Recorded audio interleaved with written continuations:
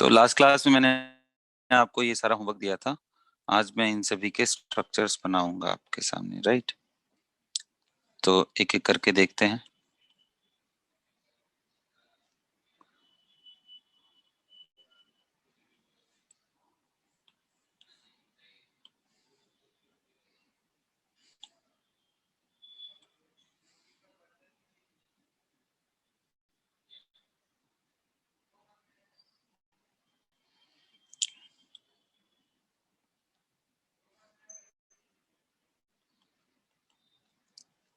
तो जैसा मैंने आपको सिखाया था बच्चों कि आइडेंटिफाई द सेंट्रल एटम, तो बोरॉन है वहां पे, 3 वैलेंस इलेक्ट्रॉन है, ये सुनो। और फ्लोरीन के पास 7 है, तो इट नीड्स जस्ट 1। क्लियर है? Yes sir. ऐसा बन गया। और अगर आप ध्यान से देखो तो इस तरीके से हो गया। लेकिन क्या ये कंप्लीट करेक्ट है? क्या इसमें कोई मॉडिफिकेशन नहीं है? तो देखते हैं एक बार। तो मैंने एक बात आपको बताया था कि जब कभी भी कोई इलेक्ट्रॉनिकली डेफिशिएंट स्पीसीज आ जाए, मतलब इलेक्ट्रॉन कम हो, कितने इलेक्ट्रॉन इसके पास? 6। तो उस समय क्या होता है, इसके पास अभी कितने हैं? 6 इलेक्ट्रॉन। यहाँ कितना है? 8 इलेक्ट्रॉन, और लोन पेयर भी है। तो मैंने क्या बताया था बच्चों, डेटिव बॉन्ड बन सकता है, ये सुनो। Yes sir. तो ये बना लेगा। अच्छा, ये जो डेटिव बॉन्ड बन रहा है, बाद में चल करके इसको पाई के नाम से डाल, ये पाई बॉन्डिंग। ठीक। अब आप डेटिव बॉन्ड बनाने के बाद, अब कितने लोग कह रहे हैं सर ये बनने के लिए तो क्यों आप एक ही से बना रहे हैं? हो सकता है किसी से भी बन सकता है, जरूरी थोड़ी ना है कि सिर्फ वही हो सकता है तीनों में से कोई बना दे, है कि नहीं? Yes sir. तीनों में से कोई बना सकता है। तीनों में से कोई का मतलब कि सर ये भी अपना डेटिव बॉन्ड बना सकता है, या ये बना सकता है, या फिर ये बना सकता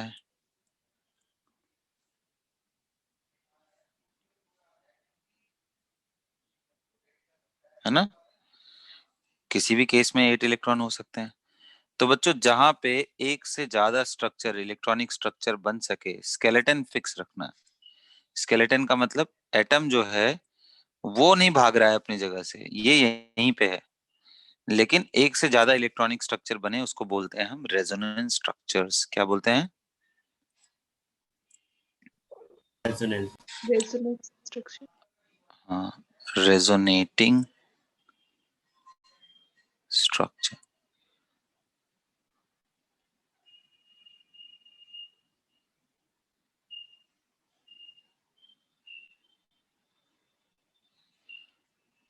रेजोनेटिंग स्ट्रक्चर्स। खास बात क्या? क्या खास बात मैंने अभी बताया आपको? Have same skeleton of atom,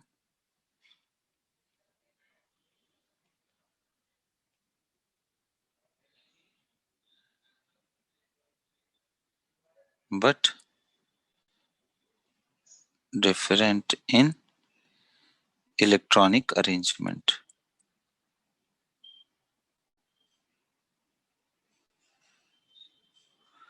और इलेक्ट्रॉनिक बॉन्डिंग जो भी हम कर रहे हैं उसमें अलग। तो बच्चों, पूछा जाता है कि आखिर रेजोनेंस स्ट्रक्चर बनाने से क्या क्या फर्क पड़ता है, मतलब। तो कहने के लिए तो मैं बता सकता हूँ कि तीनों में से कोई भी करेक्ट है। तो इस चीज से अगर आप देखो ध्यान से, तो आपको एक बात समझ में आएगा कि जो इसका लेंथ है बेटा, यहाँ देखो डबल बॉन्ड आ गया। डबल बॉन्ड मतलब ज्यादा अट्रैक्शन। क्यों भाई, बॉन्ड क्या था? फोर्स ऑफ अट्रैक्शन ही तो था। तो डबल बॉन्ड हो गया तो ज्यादा अट्रैक्शन होना चाहिए। तो अगर ज्यादा अट्रैक्शन है तो फिर क्या होगा इसमें? मोर अट्रैक्शन का मतलब लेंथ छोटा हो जाएगा। सही बात है यस कि नहीं? लेंथ बॉन्ड का छोटा। तो इस मॉलिक्यूल में क्या होना चाहिए? दो अलग अलग लेंथ मिलना चाहिए भाई, एक छोटा और दो बड़े मिलने चाहिए। चाहे ये ले लो, चाहे ये ले लो, चाहे कोई भी ले लो, लेंथ तो दो बड़े और एक छोटा मिलना चाहिए, है ना? Yes, बोलिए। sir. Yes, sir. लेकिन मिला क्या है? क्या मिला है? Note, it have been observe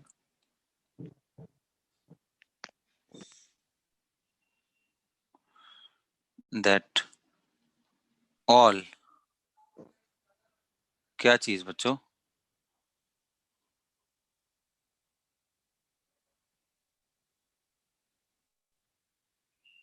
all three bond lengths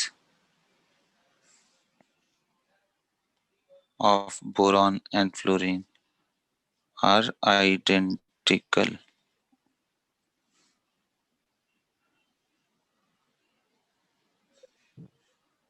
Right? Understood?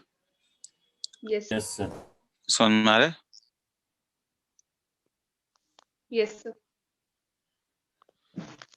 ठीक है, तो ये बात ध्यान रखना। अब इसका मतलब क्या है कि ये जो रेजोनेंस स्ट्रक्चर्स हैं, ये करेक्ट स्ट्रक्चर्स नहीं है, मतलब ये resonance structures are not real, resonating structures are not real.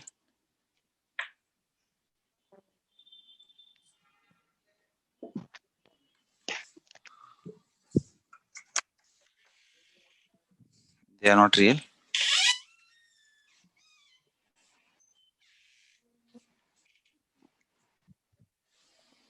क्यों रियल नहीं है? किस बिहाफ पे मैं बोल रहा हूँ कि ये रियल नहीं है? किस बिहाफ पे बोल रहा हूँ? क्योंकि ये बॉन्ड लेंथ के बारे में करेक्ट इंफॉर्मेशन नहीं दे रहे हैं। समझ में आया? Yes, सो sir. फिर रियल स्ट्रक्चर कौन सा है? तो रियल स्ट्रक्चर बोलते हैं हाइब्रिड स्ट्रक्चर को। हाइब्रिड स्ट्रक्चर कैसे बनाएंगे? तो बोलते हैं कि भाई अगर तीनों बराबर है तो इसका मतलब ऐसा है कि जो जो पाई बॉन्ड बन रहा था, यानी जो डेटिव डबल बॉन्ड बन रहा था, याद करिए मैं इस चीज को आपको ऐसे भी बताया हूँ, अगर एरो हटाओगे तो यहाँ नेगेटिव और यहाँ पॉजिटिव है। सॉरी, हाँ बिल्कुल। Yes, sir. तो उस हिसाब से अगर मैं देखूं तो ये हाइब्रिड स्ट्रक्चर में वो पाई बॉन्ड तीनों जगह पे है, और +1 +1 +1 +1 कभी यहाँ पे है बेटा, तो कभी प्लस यहाँ चला जा रहा है, तो कभी प्लस यहाँ चला जा रहा है कि नहीं? अरे ये एरो हटाएंगे तब, माइनस हमेशा फिक्स रह रहा है, तो मैं माइनस को यहीं पे दिखाऊंगा बोरॉन के ऊपर। जबकि प्लस तीनों जगह जा रहा है तो 1/3 तीनों पे होगा, करेक्ट है? +1/3 will be at all the fluorine atom. ये जो स्ट्रक्चर है इसको बोलते हैं हम हाइब्रिड स्ट्रक्चर। हाइब्रिड स्ट्रक्चर, और ये हाइब्रिड स्ट्रक्चर ही एक्चुअल में एटम का स्ट्रक्चर है, जिससे हमें ये मालूम चलता है। हाइब्रिड स्ट्रक्चर से ही हमें क्या मालूम चलता है कि जैसे तीनों के तीनों बॉन्ड लेंथ आइडेंटिकल है, shows that all three boron fluorine bonds are identical.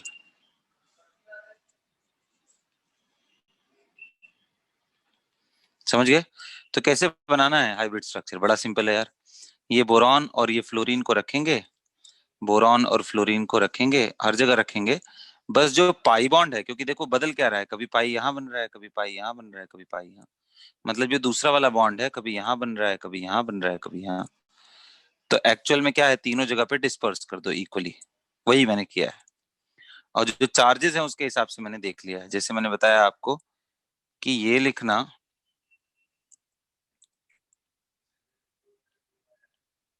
बच्चों आ रहा है बात समझ में? Yes, sir. Yes, sir.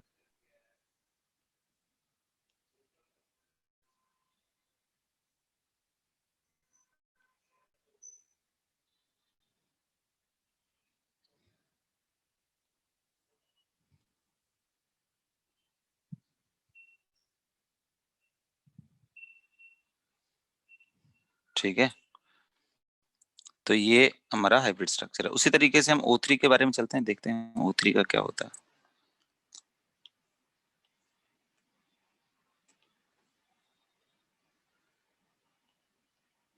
है ना। तो बच्चों O3 का जब स्ट्रक्चर बनाएंगे तो बताइए, तो भाई 3 एटम है।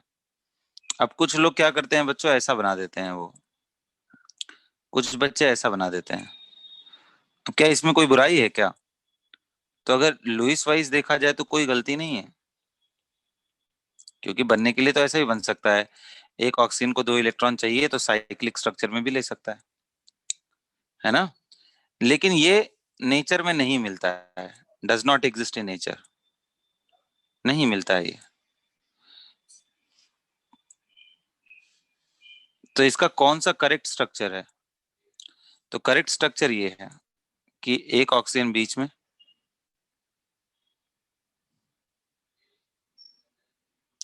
दूसरा ऑक्सीजन यहाँ पे,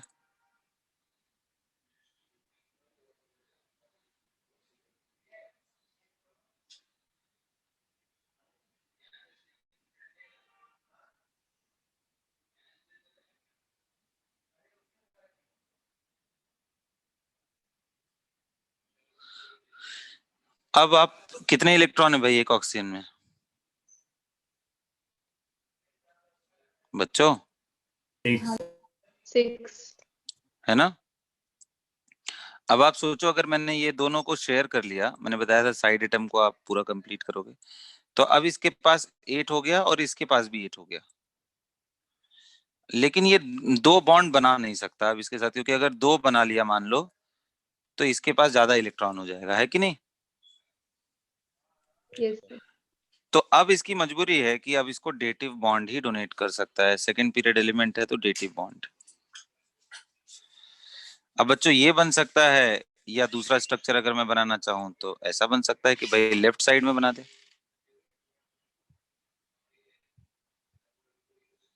आ रहा है बात समझ में? Yes. Yes, sir.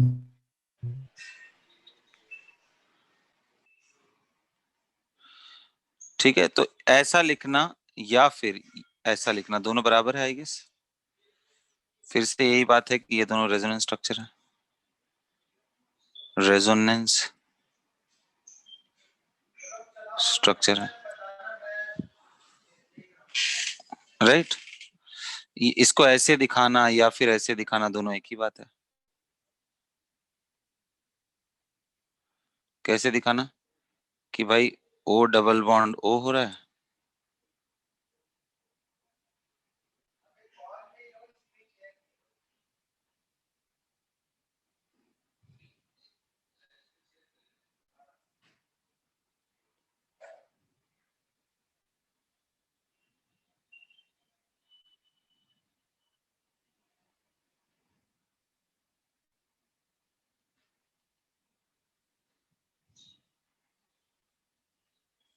समझ में आया? क्योंकि मैंने क्या बताया था आपको, जो डोनेट करे उस पे पॉजिटिव और जो ले उस पे नेगेटिव। या फिर ये भी करेक्ट है, ये मैं आपको दिखाने की कोशिश कर रहा था। आ रहा है बच्चों बात समझ में? Yes. Yes, sir.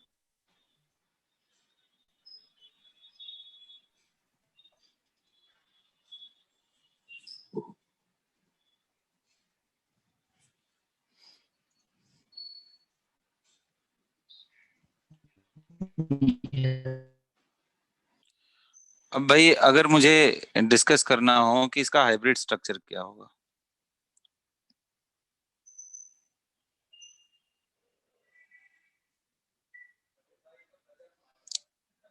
तो हाइब्रिड स्ट्रक्चर तो ऐसा बना सकते हैं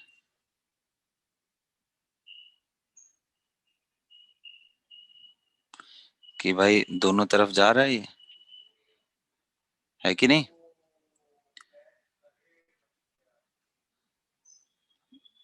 जो -1 था दोनों पे बट गया, और ये ऐसे dot dot dot dot dot. आ रहा है बात समझ में बच्चों? Yes, sir.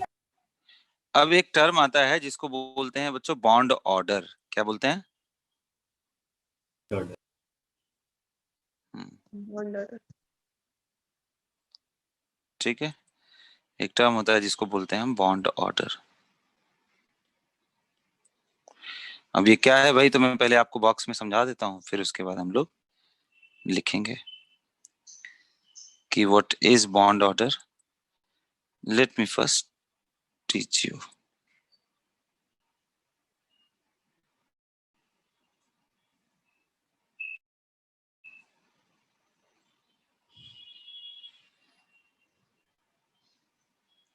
बॉन्ड ऑर्डर ये कैसे डिफाइन करते हैं?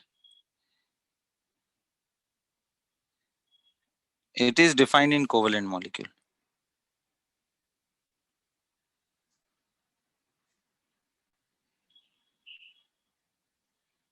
Having covalent bond. ठीक,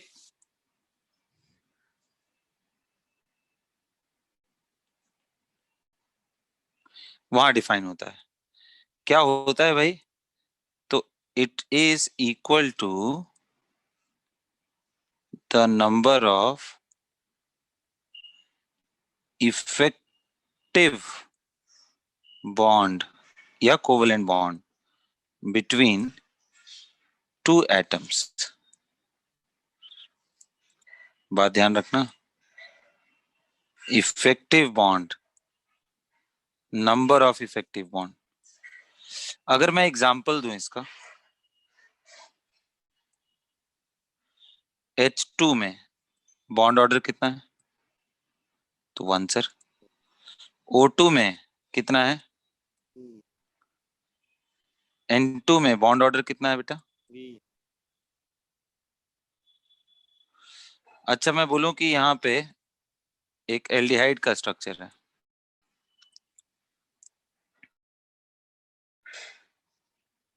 अगर मैं एक स्ट्रक्चर आपको एल्डिहाइड का बताऊं, तो यहाँ पे दो तरह के बॉन्ड आ गए। तो कार्बन हाइड्रोजन बॉन्ड ऑर्डर कितना है? 1। कार्बन ऑक्सीजन बॉन्ड ऑर्डर कितना है? तो 2। समझ में आया Yes. बच्चों? क्लियर हुआ?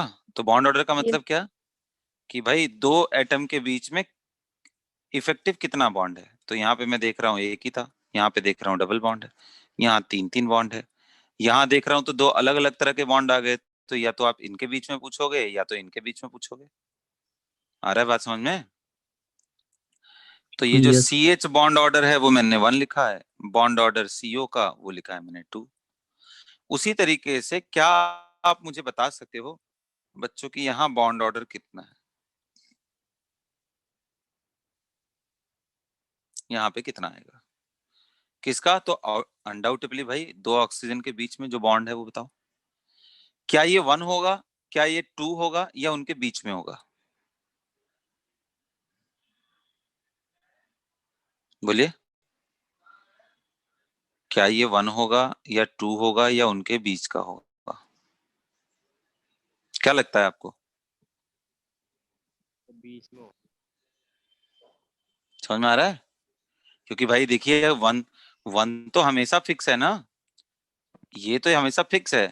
बदल ये पाई बॉन्ड रहा है, कभी यहाँ से यहाँ, कभी यहाँ से यहाँ चला जा रहा है कि नहीं? Yes sir. Yes. तो इसका मतलब एक बॉन्ड तो कंफर्म है ही, प्लस थोड़ा सा एक्स्ट्रा बॉन्ड है ये डॉट डॉट डॉट लगा करके। तो बॉन्ड ऑर्डर को लिखा कैसे जाता है? अगर आपको सिंपली अगर आपको लिखना हो, अगर स्ट्रक्चर आपको दिख रहे हो, तो टोटल बॉन्ड गिन लीजिए, तो 2 और 1 3, और डिवाइडेड बाई टोटल स्ट्रक्चर कितने बने हैं, तो सीधा सीधा आंसर आएगा 3/2। वैसे ज्यादा अच्छा तरीका ऐसे है कि आप ऐसे देख लो कि बॉन्ड ऑर्डर को हम लोग कैसे डिफाइन करते हैं, कि इफेक्टिव नंबर ऑफ बॉन्ड। और इफेक्टिव नंबर ऑफ बॉन्ड कैसे देखेंगे? हाँ, इफेक्टिव नंबर ऑफ बॉन्ड कैसे देखते हैं? तो आप यही ना जोड़ रहे हैं हम लोग कि कितना सिग्मा है और कितना पाई है। तो सिग्मा तो हर बार एक ही देख रहे हैं ना बच्चों, सिग्मा तो नहीं बदल रहा है, सिग्मा तो फिक्स है कि नहीं? सिग्मा मतलब जो पहला बॉन्ड बनता है बेटा उसको हम सिग्मा बोल रहे हैं, जो दूसरा यानी सेकंड ये वाला बॉन्ड बन रहा है उसको हम पाई बोल रहे हैं। आगे चल करके इसको और क्लियर करेंगे कि सिग्मा पाई एक्चुअल में क्या होता है। ठीक है, अभी आप समझ लो। तो एक बॉन्ड तो हमेशा फिक्स रह रहा है, जो फिक्स रह रहा है उसको सिग्मा बोल रहे हैं, जो बदल रहा है इधर से उधर उसको पाई बोल रहे हैं। तो पाई कितना है भाई? तो पाई है एक ही, नहीं, लेकिन दो जगह भाग रहा है बस, है कि नहीं जी? यस। तो पाई हर एक सेंटर पे कितना है फिर? 1/2 ही तो हुआ।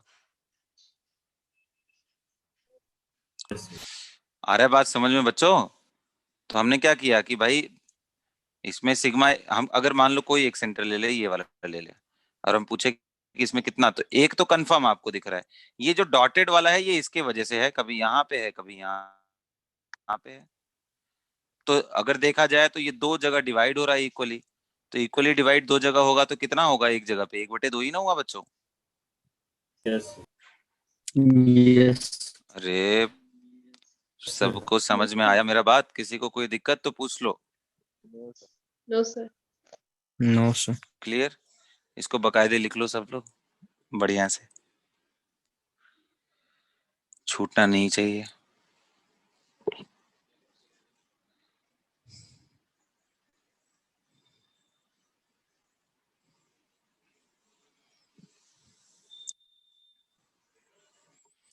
ठीक है,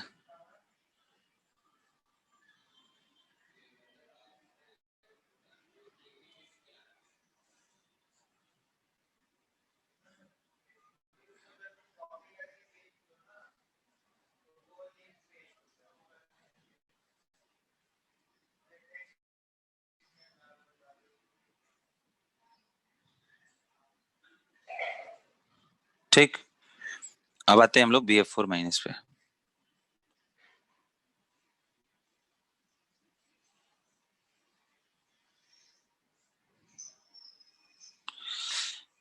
तो देखो बेटा, BF4- को अगर हम बनाएं तो इसको हम ऐसे बोल सकते हैं कि ये जरूर कुछ ऐसे बना होगा कि BF3 था, उसमें एक F- जुड़ गया होगा आकर के। बोलिए। Yes. तो इसको अगर मैं देखूं तो ऐसा बना सकता हूं कि बोरॉन ट्राइफ्लोराइड, और इसमें एक फ्लोराइड आयन का जो इलेक्ट्रॉन है वो 8 इलेक्ट्रॉन है, तो ये डोनेट कर दिया यहाँ पे। क्यों? क्योंकि बोरॉन के पास 6 ही था। तो इसको बनाना या इसको बनाना एक ही बात है कि भाई हम डेटिव बॉन्ड का साइन हटा दें, तो दोनों पे हम प्लस माइनस डाल दें, तो बोरान पे माइनस और फ्लोरीन पे प्लस डालते, लेकिन इस पे माइनस भी पहले से था, दोनों मिलके क्या हो गया? 0। प्लस और माइनस मिलके क्या हो गया? 0। बोलिए। Yes. Yes. तो हम ऐसे दिखाएं या फिर कभी कभी ऐसे दिखाएं, ये सारी स्ट्रक्चर बराबर ही हैं, एक ही जैसे हैं बेटा। इनको आप किसी भी तरीके से दिखा सकते हो। पूरे मॉलिक्यूल पे चार्ज -1। अब अगर मैं पूछूं यहाँ बॉन्ड ऑर्डर कितना है, तो साफ साफ दिखाई देगा 1, है कि नहीं? बोलिए। Yes, sir. Yes. तो क्लियर 1 दिख रहा है। अच्छा, BF3 में कितना था? अगर आप देखो तो BF3 हमने देखा था थोड़ा देर पहले। ये यहाँ बॉन्ड ऑर्डर बता सकते हो सब लोग? पीछे आके बॉन्ड ऑर्डर बता सकते हो?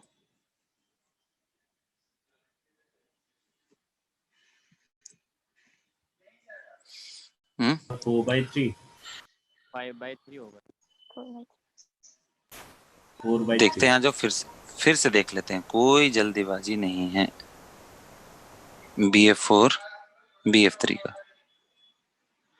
BF3 का जब हमने स्ट्रक्चर बनाया था तो हमने देखा था कि जो उसका एक पाई है वो 3 सेंटर पे भाग रहा था। सही बोल रहे हैं? Yes, sir. ये था, दूसरा इधर था,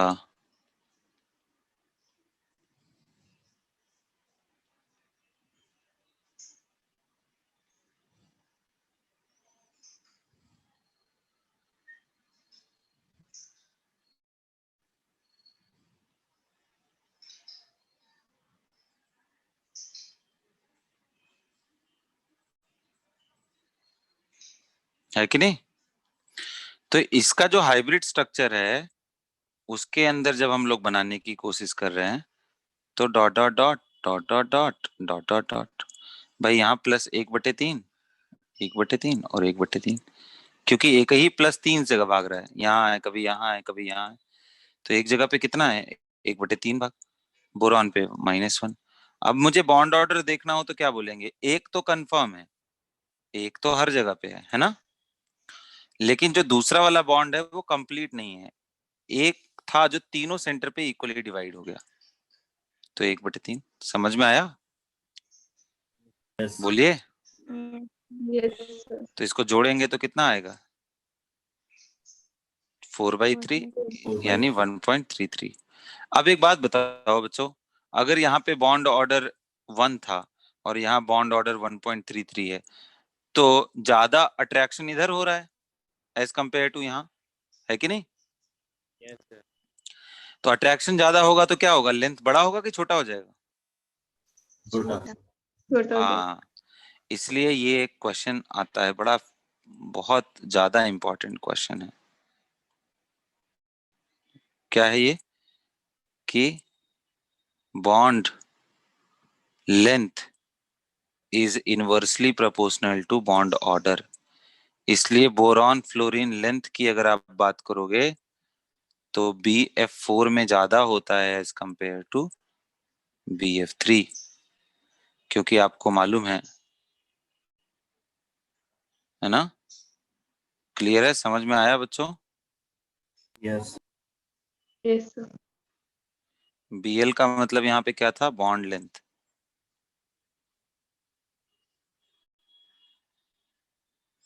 और बॉन्ड ऑर्डर का मतलब क्या है? ये बॉन्ड ऑर्डर है। तो अब समझ में आया? तो ये बड़ा इंपॉर्टेंट है।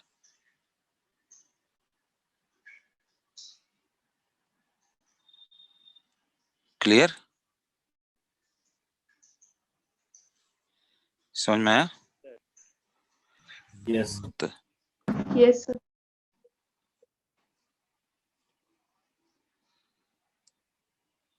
तो उसी तरीके से इन सभी जगहों पे भी हम लोग देख लेते हैं। I3-, इसको क्या मैं समझ सकता हूँ कि ये I2 + I- से मिलके बना होगा? बोलिए। Yes, sir. Yes, sir. तो I2 का स्ट्रक्चर तो बड़ा साधारण सा है यार, आयोडीन और दूसरा आयोडीन, क्योंकि भाई 7 था, एक चाहिए था, तो इसलिए बन गया ऐसा। बोलिए, है कि नहीं? Yes, sir. और तीसरा आयोडीन माइनस है, तो इसका मतलब 7 और 1 8 एक्स्ट्रा इलेक्ट्रॉन हो गया। क्लियर? अब बताइए बेटा, 8 यहाँ पे भी है, 8 यहाँ पे भी है, 8 यहाँ पे भी है। अब डोनेट कौन करेगा? तो जब सभी के पास इलेक्ट्रॉन बराबर हो तो देखो किसके ऊपर नेगेटिव चार्ज है। तो जो डोनर पावर होता है या डोनेटिंग पावर जो होता है वो नेगेटिव का ज्यादा होता है as compared to lone pair, और लोन पेयर ज्यादा होता है पाई इलेक्ट्रॉन से। ये एक ऑर्डर है, ये याद रखना। याद रहेगा सबको? तो इस वजह से कौन डोनर होगा बच्चों? ये डोनर होगा। क्लियर हुआ? तो वो माइनस के बाद क्या लिखो है? लोन पेयर डबल डॉट,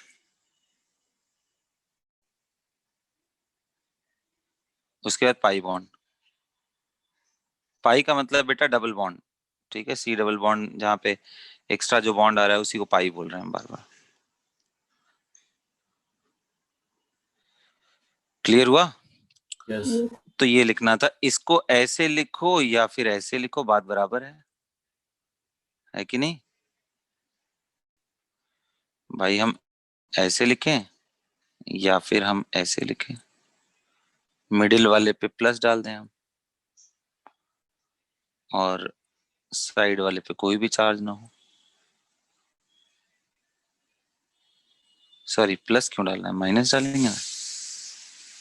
बोलिए। Yes.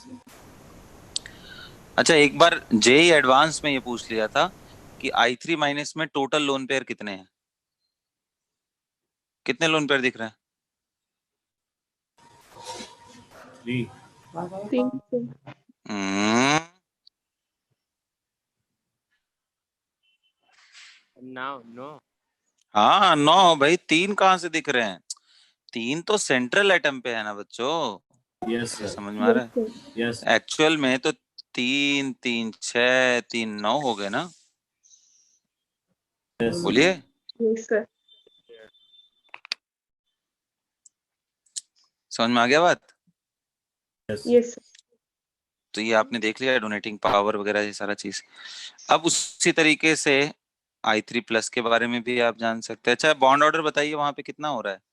तो कोई पाई बॉन्ड जब बन ही नहीं रहा है तो बॉन्ड ऑर्डर सिंपली 1 होगा, है कि नहीं। Yes. Yes, sir. अच्छा Yes. अच्छा ये बताओ इसमें डोनेट कौन कर रहा है, I- या I2, कौन डोनेट कर रहा है। I minus. तो जो डोनेट करता है उसको हम लुइस बेस भी बोलते हैं। लुइस बेस का मतलब लोन पेयर डोनर। और जो एक्सेप्ट करता है उसको हम क्या बोलते हैं, Lewis acid. लुइस। हाँ बिल्कुल, लुइस एसिड। किसका नाम है भाई, तो ऐसा स्पीसीज जो इलेक्ट्रॉन पेयर को एक्सेप्ट करे।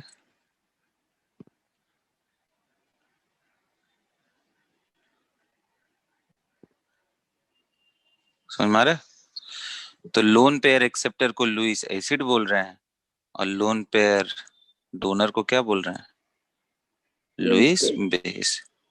तो ये कई बार पूछता है कि I3- के स्ट्रक्चर में क्या है, तो आप बोलोगे I- लुइस बेस है और I2 लुइस एसिड है।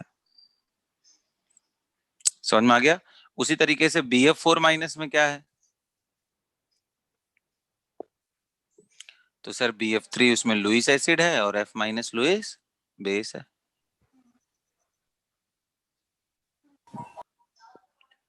समझ में आ रहा है। Yes, sir. सर हाँ जी सर बोलिए। हाँ बेटा। सर ये बीच वाला जो एटम है आयोडीन का, उस पे तो 2 इलेक्ट्रॉन एक्स्ट्रा आए हैं, तो 2 माइनस नहीं होना चाहिए। नहीं 2 इलेक्ट्रॉन नहीं आए हैं, यही बात मैं समझा रहा हूँ बहुत पहले से। आप देखो 2 इलेक्ट्रॉन नहीं आए हैं। 2 इलेक्ट्रॉन क्यों नहीं आए हैं, क्योंकि एक एटम ने अपने 2 इलेक्ट्रॉन को शेयर किया है दूसरे के साथ।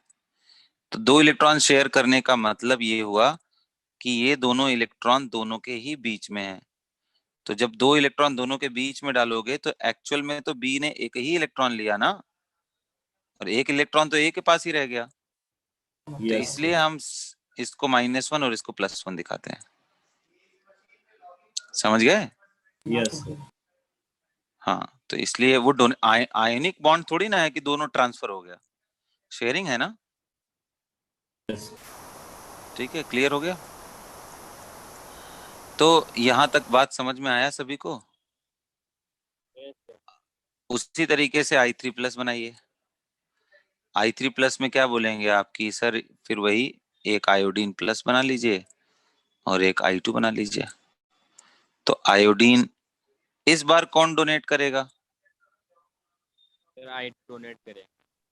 हाँ I2 डोनेट करेगा इस बार, क्योंकि दूसरा वाला तो गरीब आदमी हो गया ना। टोटल 6 ही इलेक्ट्रॉन है उसके पास, तो अब ये डोनेट करेगा इसको। आ रहा है बात समझ में। Yes, sir. तो अब जब जैसे ही डोनेट करेगा वैसे ही इसका स्ट्रक्चर क्या हो जाएगा, बीच वाले पे प्लस आ जाएगा डोनेट करने के बाद, और दूसरे वाले के ऊपर आता नेगेटिव, लेकिन वो पहले से ही पॉजिटिव था तो इसलिए 0 चार्ज हो गया। क्लियर हुआ। Yes Yes, sir. तो ये अब इसमें बच्चों ये लुइस एसिड है और ये क्या है, लुइस बेस, है ना। यस।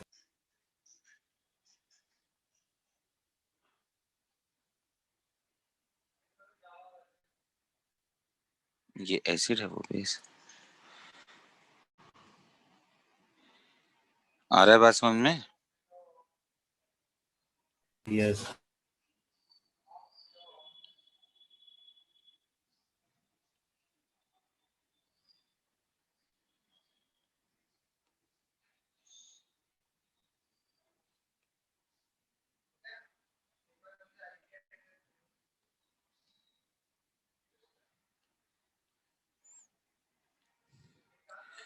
तो उसी तरीके से जैसे मैंने अभी आपको सिखाया यहाँ पे, क्या उसी तरीके से आपको नहीं दिख रहा है कि NH4+ भी बन जाएगा, क्योंकि NH4+ का मतलब क्या है, अमोनिया प्लस H+ है, नहीं दिख रहा है। यस। तो जब ऐसा बनाओगे तो अमोनिया में और H+ आयन, मतलब एक भी इलेक्ट्रॉन नहीं भाई, यहाँ तो 0 इलेक्ट्रॉन है, तो ये डोनेट कर देगा। ऐसे लिखना या ऐसे लिखना, दोनों एक ही बात है। बोलिए बच्चों। यस। या फिर ऐसे लिखना, इनमें से हम कुछ भी कर सकते हैं।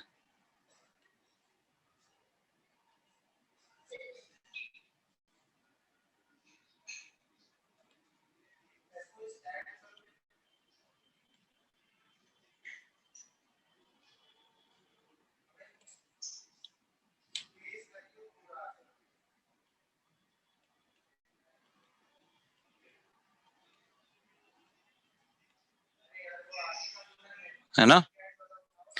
और ये तो बड़ा आसान है, ज़ेनॉन के वैलेंस शेल में कितने इलेक्ट्रॉन होते हैं?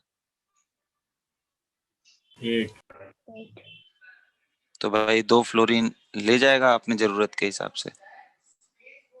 क्लियर। उसी तरीके से Xgf4 भी बन जाएगा, क्यों बच्चों? यस। यस। तो भाई ज़ेनॉन के वैलेंस शेल में 8 इलेक्ट्रॉन था, 4 फ्लोरीन थे, तो 4 ले गए सब। उसी तरीके से Xgf6 भी बन जाएगा, 6 फ्लोरीन एक एक इलेक्ट्रॉन लेके चले गए, है कि नहीं?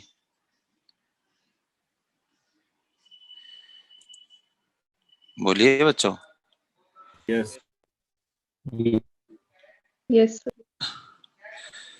उसी तरीके से XeO2F2 भी बन जाएगा कि xenon double bond oxygen, double bond oxygen, भाई ऑक्सीजन को 2 चाहिए, तो इसलिए 2 इलेक्ट्रॉन लेके गया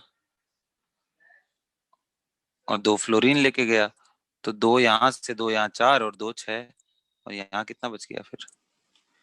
2 बच गया। टोटल हमें 8 दिखाना है। समझ में आ रहा है बच्चों? यस। अब ये आगे के जो स्ट्रक्चर है बड़े इंपॉर्टेंट है, ये आगे के स्ट्रक्चर।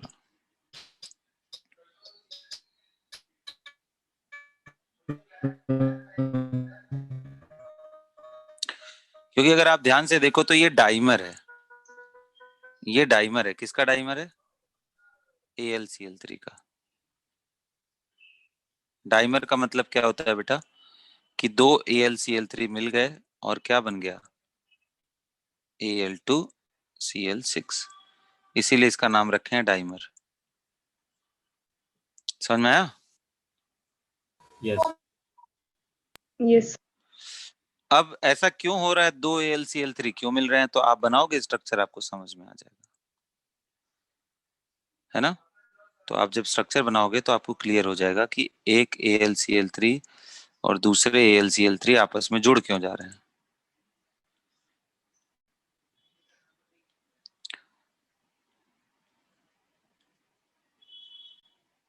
आप बताओ एल्यूमिनियम के पास कितने इलेक्ट्रॉन हैं?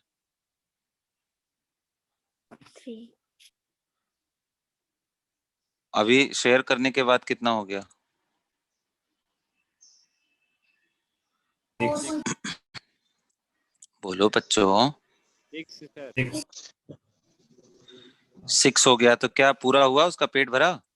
No sir. No sir. तो क्या करेगा वो? तो वो कहीं ना कहीं से इलेक्ट्रॉन लेगा, यहां से ले लिया वो, फिर उसी तरीके से ये यहां से ले लिया, ये बनता है। इसको दिखाना या फिर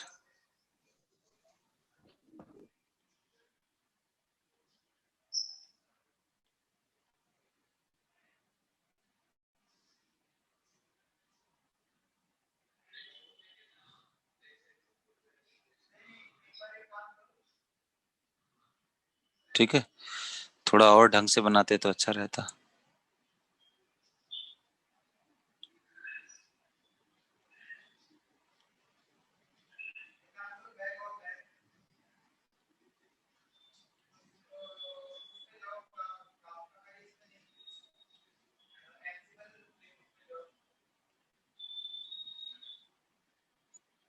समझ में आया? Yes, sir. अब लेकिन बहुत सारे क्वेश्चन दिमाग में उठ रहे होंगे आप लोगों के, नहीं उठ रहा है तो हम उठा देते हैं कि सर एक बात बताइए, ये इलेक्ट्रॉन दूसरे का क्यों लेने का जरूरत पड़ा? अपना खुद का भी तो ले सकता था भाई, ऐसे भी तो ले सकता था ये डेटिव बॉन्ड। तो ये क्वेश्चन आपके लिए ही मैं रख दे रहा हूँ कि ऐसा क्यों नहीं करता है ये, जबकि बोरॉन में तो BF3 में कर ही लेता है, आपने देखा था, है कि नहीं? यस वहां तो कर लिया था, यहाँ क्यों नहीं करता है?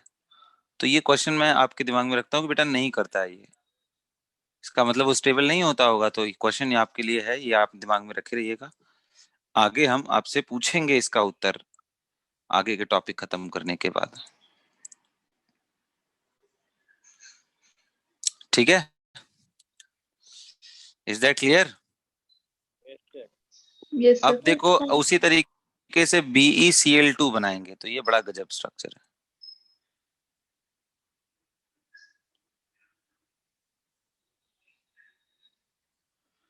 क्यों बड़ा गजब है तो दिखाता हूँ। देखो, जब एक बेरिलियम क्लोराइड बनाओगे तो आप देखो ध्यान से, तो बेरिलियम के पास कितने इलेक्ट्रॉन हो गए जी?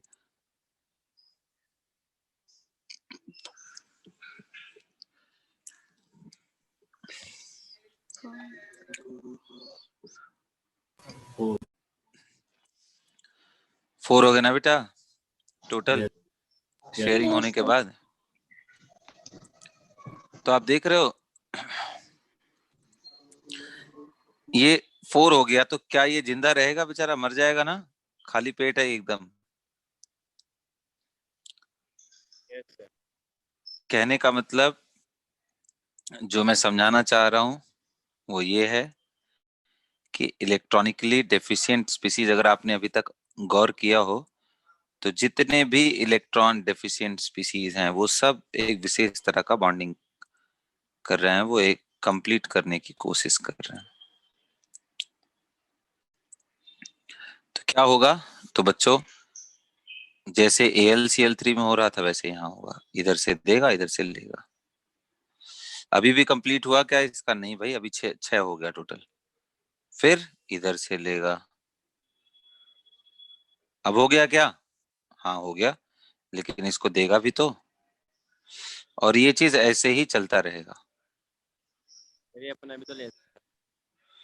हाँ, फिर से सेम क्वेश्चन ना, देखो क्लोरीन है तो अच्छा डोनर नहीं है, फ्लोरीन अच्छा डोनर है। तो फ्लोरीन आपस में डोनेट कर सकता है अपने अंदर ही, लेकिन क्लोरीन वैसा नहीं कर सकता है। ये क्वेश्चन फिर बिल्कुल AlCl3 के जैसा ही है। तो बड़ा गजब है बच्चों, इसीलिए मैंने, आपने देखो यहाँ गौर करके लिखा है मैंने कि ये सॉलिड है। अकेला मॉलिक्यूल कभी सॉलिड बन सकता है क्या? बहुत मुश्किल है। ऐसा नहीं कि नहीं बन सकता है, लेकिन काफी मुश्किल है। ये देखो सॉलिड स्टेट में ऐसा होता है। ये एफिनिटी के कारण होता है, क्लोरीन ये एफिनिटी होता नहीं, उसका कारण कुछ और है, आगे देखोगे। अभी अभी वो चीज मैं डिस्क्लोज नहीं करूंगा।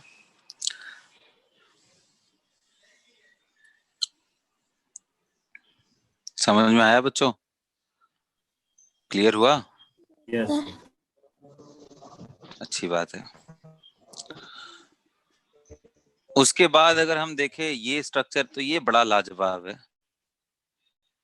ठीक है, ये जो B2H6 है ये बहुत ही ज्यादा इंपॉर्टेंट है, इस पे बहुत बार क्वेश्चन आए हुए हैं। आप B2H6 बनाना चाहो तो आपको लगेगा कि ये तो डाइमर दिख रहा है किसका? BH3 का, है कि नहीं? मतलब 2BH3 मिलते ही ये क्या बन गया? B2H6, है कि नहीं? Yes, yes sir. तो अगर आप बनाओ तो आपको दिखेगा कि सर ये तो सर कुछ ऐसा दिख रहा है।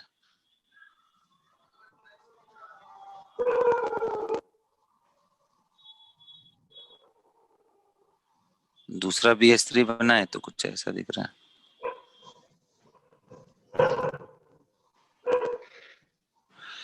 अब ये डाइमर कैसे हो सकता है?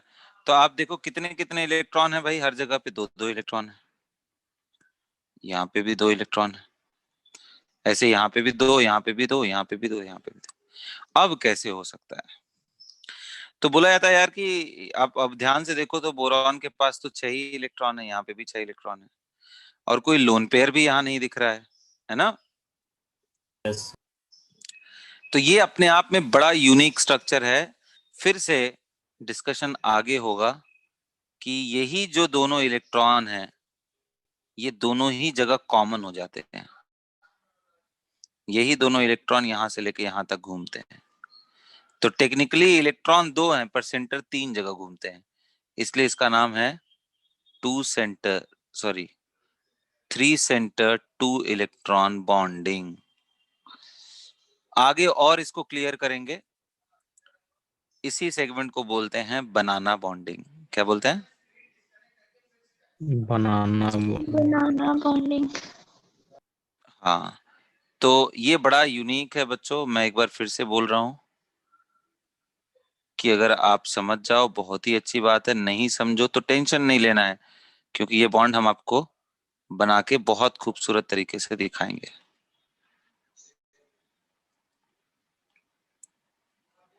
ये दोनों हाइड्रोजन को ब्रिज बोलते हैं। ये पूरा देखने में बनाना जैसा होता है, बनाना बॉन्डिंग। ये ब्रिज हाइड्रोजन कमजोर होता है, ये टर्मिनल हाइड्रोजन। ये जो बॉन्डिंग है यहाँ पे 3 सेंटर 2 इलेक्ट्रॉन बॉन्ड इसके अंदर, ठीक है। जो 2 इलेक्ट्रॉन जो थे वो तीनों जगहों पे डिलोकलाइज हो रहे हैं। जो 2 इलेक्ट्रॉन है वो तीनों जगह पे। कैसे होता है इसके बारे में हम आपको आगे बताएंगे, क्योंकि लुईस स्ट्रक्चर से ये संभव नहीं है दिखा पाना।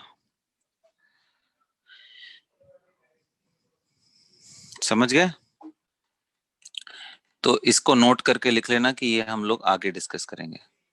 और ठीक उसी तरीके से बच्चों यहाँ पे भी है बेरिलियम हाइड्राइड भी। आप देखो तो यहाँ पे भी आपको वही दशा मिलने वाली है कि नहीं? यस आप देखो यहाँ पे तो 4 ही इलेक्ट्रॉन है। तो जैसा BeCl2 का स्ट्रक्चर लगभग वैसा ही।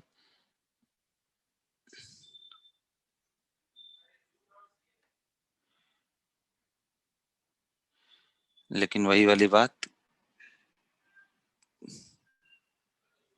है ना, विशेष तरह का बॉन्ड, विशेष तरह का बॉन्ड है।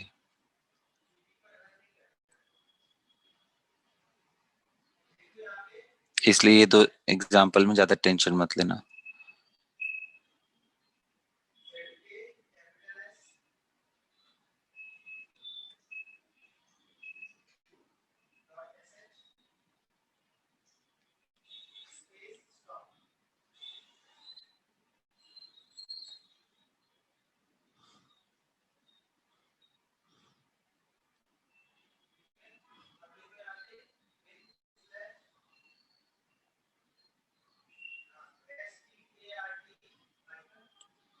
करते जाओ ऐसे।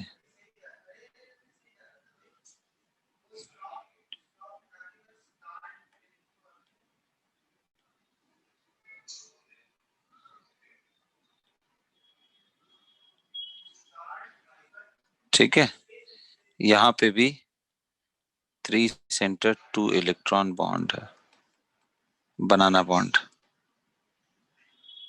बनाना बॉन्ड क्यों बोलते हैं? क्योंकि इनके ऑर्बिटल का स्ट्रक्चर वैसा दिखता है। यहाँ पे भी है बनाना बॉन्ड। ठीक है प्यारे बच्चों, यहाँ तक क्लियर है? यस तो आज हम लोगों ने बहुत कुछ सीख लिया, बहुत कुछ।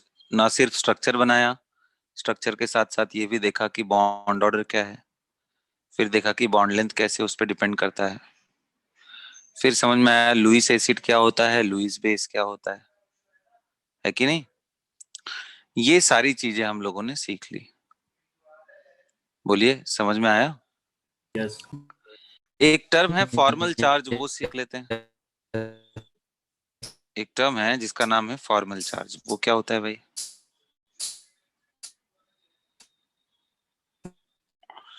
तो हालांकि ये बिना हम लोगों ने इसका नाम सुने हुए हम लोगों ने प्रैक्टिस कर लिया ऑलरेडी।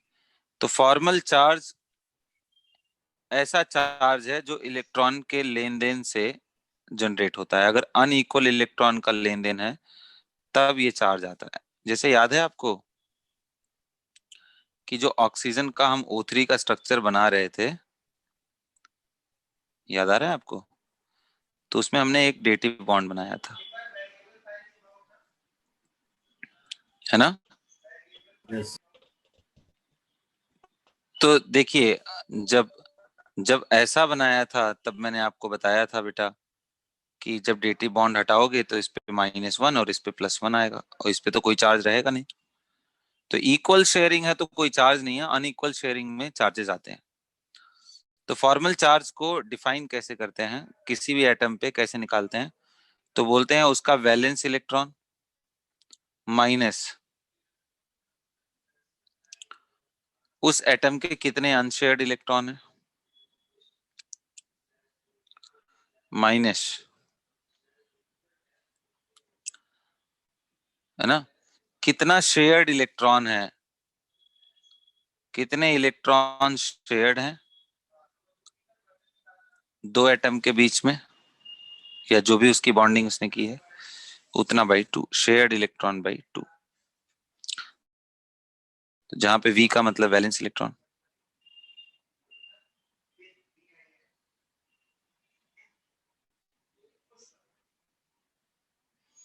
U का मतलब unshared electron on that atom.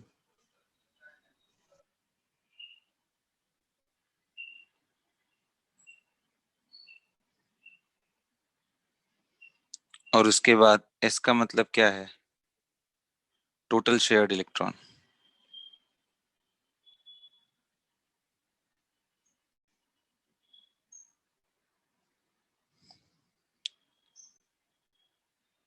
among atoms। तो अगर मुझे नंबरिंग में दे दूं नंबर 1, नंबर 2, नंबर 3, और मैं बोलूं फॉर्मल चार्ज ऑन O1, तो कैसे निकालेंगे? तो भाई वैलेंस इलेक्ट्रॉन कितना है बताइए? 6 है। 6. 6 है। अच्छा, अनशेयर्ड कितना है उसमें से? 4 दिख रहा है ना भाई? टोटल 6 इलेक्ट्रॉन थे, Yes, जिनमें sir. से 4 ऐसे हैं जो अनशेयर्ड है। और कितना शेयर्ड है बेटा? 2। तो एक्चुअल में 4 शेयर्ड है ना। अरे बाबा, ये दोनों के बीच में कितना शेयर्ड है? एक, दो, तीन, चार, 4 इलेक्ट्रॉन शेयर्ड है ना। यस। तो 4 डिवाइडेड बाई 2।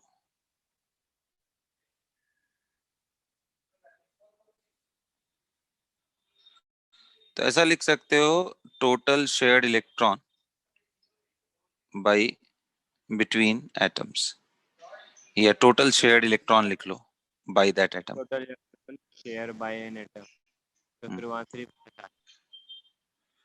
तो भाई शेयरिंग में तो सिर्फ इसी का नहीं ना, ये तो शेयर का मतलब ये दोनों ही आ गया फिर। तो टोटल कितना उस एटम के द्वारा कितने शेयर्ड इलेक्ट्रॉन है? तो 2 2 4, 4/2 shared electron between the atoms. तो ये कितना आ गया टोटल? देखो तो 0 आ गया। आ रहा है बात समझ में? यस। उसी तरीके से 2 पे देख लेते हैं। तो 2 पे देखेंगे तो वैलेंस इलेक्ट्रॉन कितना है भाई? 6। शेयर्ड कितना है देखो, अनशेयर्ड कितना है? तो सिर्फ 2 ही। समझ में आ रहा है क्या? देखो तो 2 ही है ना। यस। और शेयर्ड कितना है?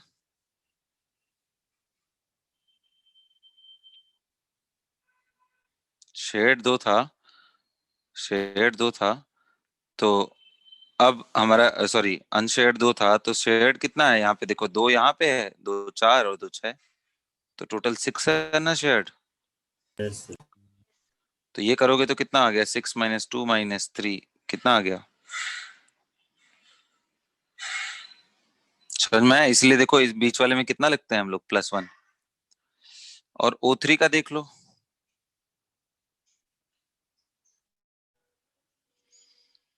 तो उसमें वैलेंस इलेक्ट्रॉन कितना है बेटा? 6। शेयर्ड कितना है? अनशेयर्ड कितना है? टोटल का टोटल 6 है, इसने कुछ भी शेयर नहीं किया है ना। Yes Yes, sir. और शेयर्ड कितना है भाई? तो 2 इलेक्ट्रॉन शेयर्ड है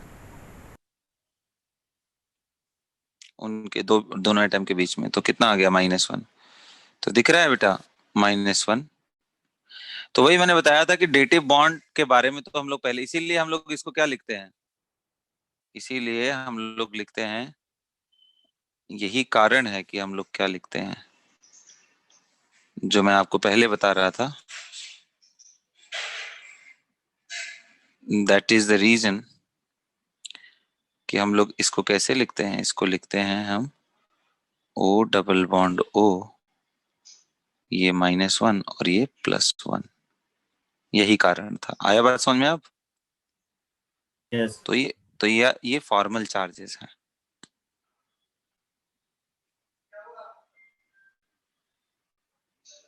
समझ में आया? Yes, sir.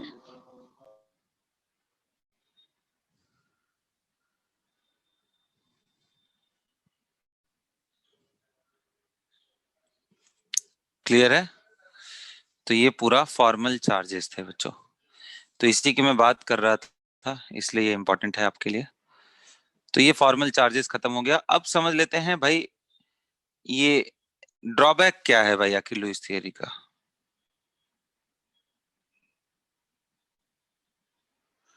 जितना हमने देखा उसका ड्रॉबैक क्या है? सबसे पहला कि हर एटम ऑक्टेट फॉलो नहीं करता है। बात सही है कि नहीं? Yes sir. Yes, sir. Not every molecule follow octet rule. दूसरा भाई, it does not say anything about shape.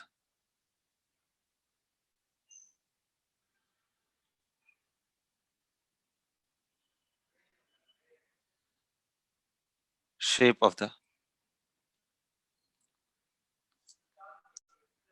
molecule. कहने का मतलब कि H2O and CO2 both are triatomic, है कि नहीं भाई? दोनों में 3-3 एटम है ना। But H2O is bent. Bent का मतलब ऐसा होता है, that is, but CO2 is linear, that is, ऐसा होता है। इसको एक लाइन में दिखाते हैं और ये बेंट होता है। तो ऐसा क्यों भाई? एक बेंट हो गया, एक लीनियर हो गया, ऐसा क्यों? इसके बारे में कोई जवाब नहीं देता है।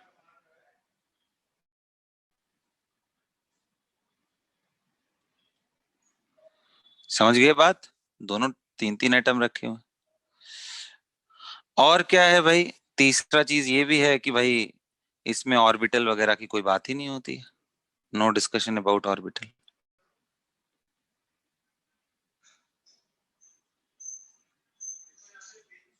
अबाउट ऑर्बिटल, हालांकि ऑर्बिटल के बारे में तो मॉडर्न थियरी ही बताता है। और भी तमामों ड्रॉबैक हैं इसके, ठीक, लेकिन इतना मेन है जितना हमें ध्यान रखना है। तो अब देखो, इस चीज का तो अभी कुछ नहीं कर सकते फिलहाल, इसका लेकिन हो सकता है कि शेप कैसे निकालें हम मॉलिक्यूल का। तो उसके लिए एक थियरी आया इसके बाद, जिसने अपना एक प्रपोजल दिया कि कैसे डिसाइड करेंगे ज्योमेट्री एंड शेप। तो उसी को हम बोलते हैं second theory, very important theory, which is known as VSEPR theory. क्या बोलते हैं उसको बेटा? VSEP। Yes.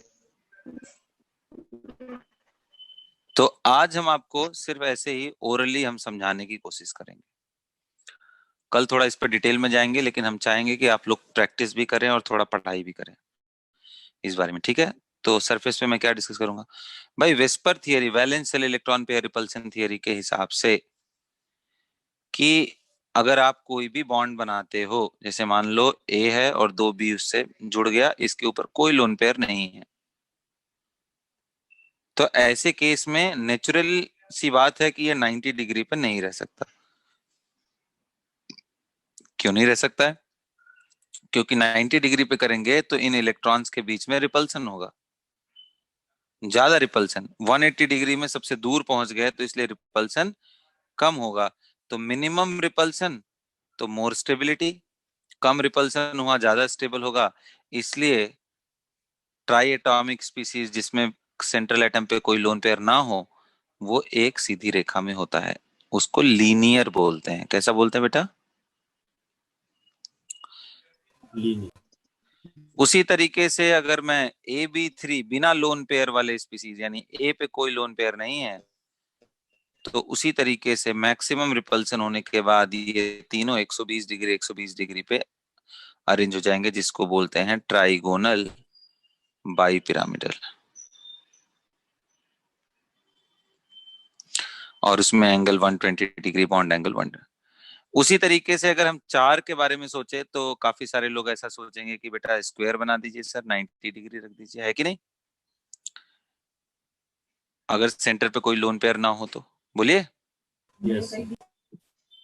लेकिन रियलिटी ये है कि इसका जो सबसे कॉमन स्ट्रक्चर मिलता है नेचर में, वो स्क्वायर प्लेनर नहीं है। ऐसा नहीं है कि स्क्वायर प्लेनर बिल्कुल नहीं मिलता, मिलता है, लेकिन जो कॉमन स्ट्रक्चर है वो ये ना होकर के टेट्राहेड्रल होता है। इसको बोलते हैं टेट्राहेड्रल। बेटा टेट्राहेड्रल का मतलब ये और ये दोनों एक ही प्लेन में है, ये प्लेन के बाहर आ रहा है और ये अंदर जा रहा है। इसके स्ट्रक्चर को हम थोड़ा और इलेबोरेट करेंगे अगले क्लास में। और ये एंगल, कोई भी एंगल 109 डिग्री 28 मिनट का होता है।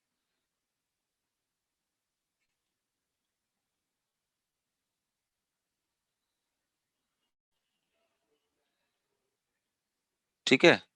उसी तरीके से AB5 के बारे में सोचिए, AB6 के बारे में सोचिए, AB7 के बारे में सोचिए। ये मैं टास्क आपको दे रहा हूं। ये तो तब का खेल है जब लोन पेयर नहीं है। और फिर ये भी सोचिए कि लोन पेयर हुआ तो क्या होगा। तो ये आपके लिए टास्क है अगले क्लास के लिए, आप सभी लोग इस पे सोचेंगे। इसी के साथ मैं आज का क्लास समाप्त करता हूं बच्चों। That's it. Good night everybody. Thank you.